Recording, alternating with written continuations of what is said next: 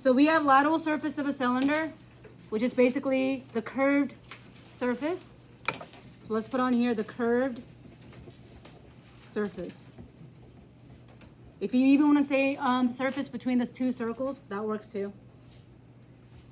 And then let's go on to the right cylinder. The word right cylinder simply means we have a perpendicular height. That's it. Meaning it's not leaning. And then we have oblique, would be not perpendicular. So if you look right underneath it, which one is going to be oblique? The left or the right? Right. Because my height is not perpendicular, so this is oblique. In this one, our height is perpendicular to the base. As the notation says, this is our right cylinder. It's basically saying it's the norm. Okay, I want to go straight on to this box right here. This box right here. Okay, I want you to find lateral area of a cylinder. Lateral area of a cylinder. Do you guys see 2 pi RH? Okay, I'm going to formulate that from the prism. Let's all write out lateral area of a prism is perimeter of the base times the height. And my emphasis on this one is the perimeter of the base. If I were to look at a cylinder, the base is always what shape? Circle. So the circle formula or circumference formula of the circle is always what? 2 pi r and then h. So here's the idea. If you want to memorize a formula and you get stuck on any of the circle parts, you start with the prism and then in detail write out the perimeter of the base. Okay, or area of the base. Does that make sense? So if you memorize one of them, you know the other automatically. Let's do the same thing on the surface area. Was perimeter of the base times the height plus 2 times the area of the base. So I'm going to circle the two things that are particular. We know the perimeter is the circumference, 2 pi r. Some of you guys are not writing. Good luck to you. For the area of the base, what is the area of the base for every cylinder? Pi r squared. So I'm going to write 2 pi r squared. Now let's look at the formula chart for surface area of a cylinder. Do you see what we just formulated? Yes? So if you get stuck and you want to memorize a formula, always know the prism and you'll naturally know the other. Good? Okay? So it's not gibberish is the bottom line. For example, number 1. Let's see, Blake, read. Find the lateral area and surface area of the cylinder. Right answers in terms of pi. Okay, everything should be written in terms of pi. So, for example, 2, cross off the rounded value. So it says to find the lateral and the surface area of a cylinder, and the formula is basically in front of you. Let's start with the formula. We have 2 pi RH. If I know my diameter is 16, what is my radius? 8. So we have 2 pi, 8. And what's the value connecting the bases? 10.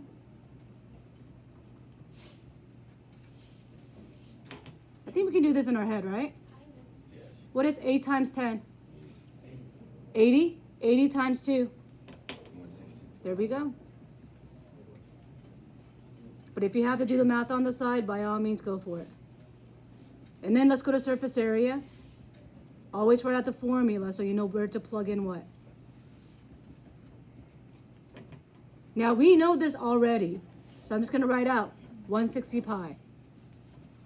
So we have 160 pi. Should I move it over? Is that better? And we have 2 pi. What was the radius again? 8 squared.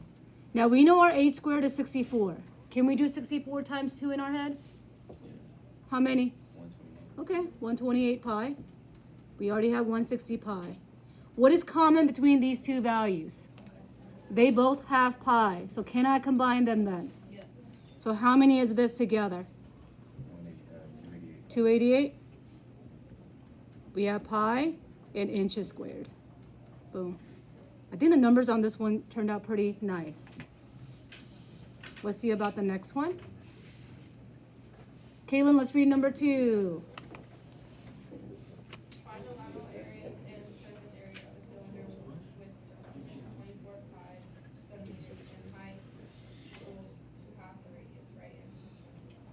So we're finding the lateral area and the surface area. They gave us the circumference. So we have to start with that one. So we know we have circumference is 2 pi r. Oh, I almost wrote a square on there. That would have been bad. We know our circumference is 24 pi. And 2 pi r on the other side.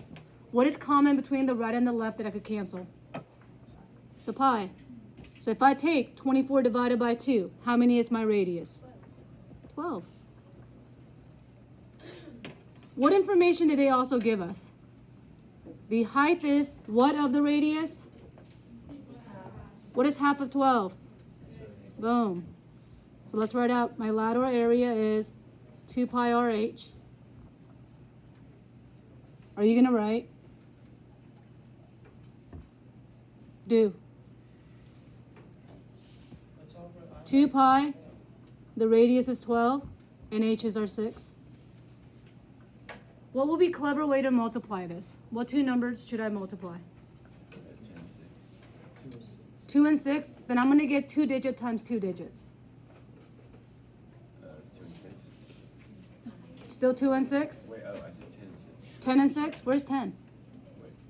12 and 6 probably, right? Oh, yeah. What is 12 times 6? Can we easily do 72 times 2? How many is that? So this one was not too bad.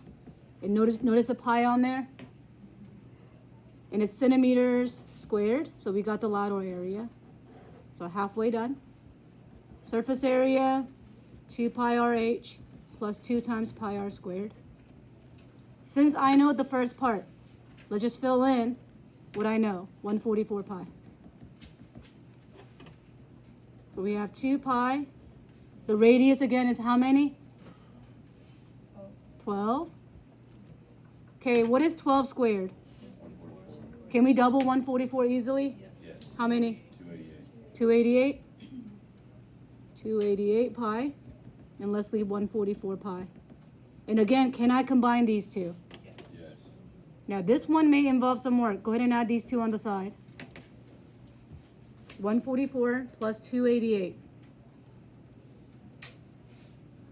Something in the 400s. For how many? 32? Very good. We got pi, and our units will be centimeters squared. Voila.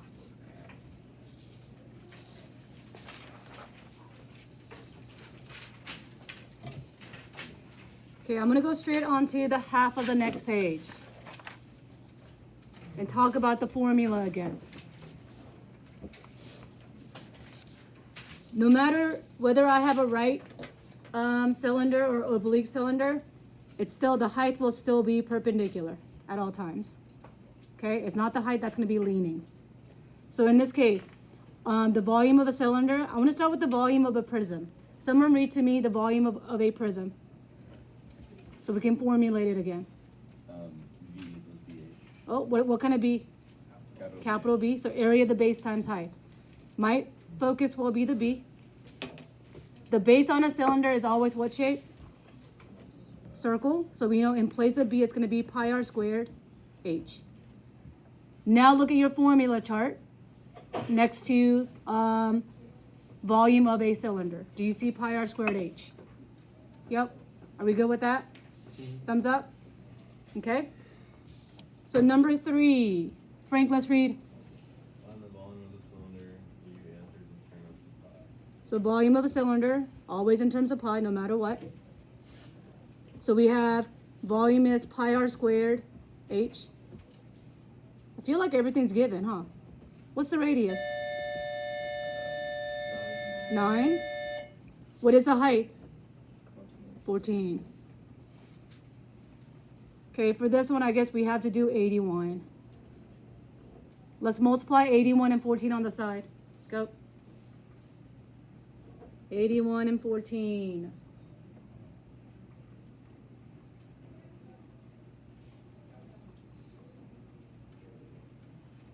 It's 1,100 and? Very good, 34. And notice our pi is still there. Inches cubed, since we have a volume.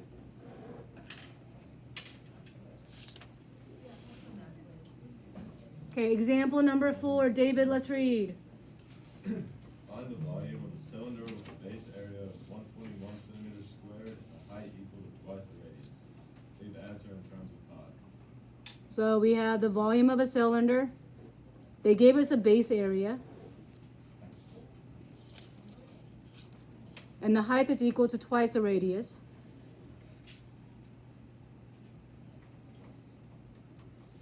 So let's start with the volume formula. It's pi r squared h.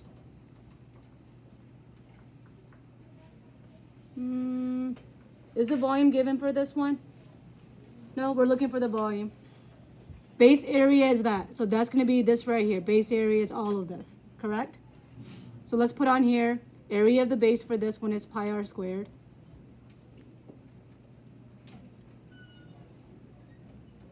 Then we have the area is pi, not the area. I should have plugged in the actual number. Let me see if I remember. Thank you.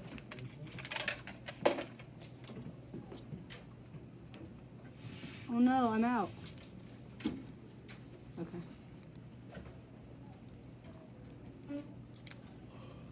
We got 121 pi. What can I eliminate on the left and the right? What's u? The pi. What's u? So if I square root the 121, how many is that? Is that 121? 11, is that right? Okay. So we have r is equal to 11. And then it says the height is equal to twice the radius. What's twice the 11? Now do I have all the information? So we have our volume is pi. Now r squared was already at 121. Are y'all okay if I just write 121? Yes. Of course, if that's already squared, and our height is 22. Let's multiply 121 times 22 on the side.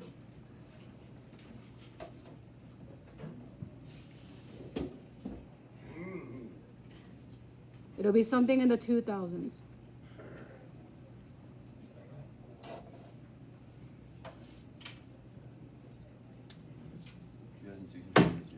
$662, and then pi, and we're looking at centimeters cubed. All right, last one.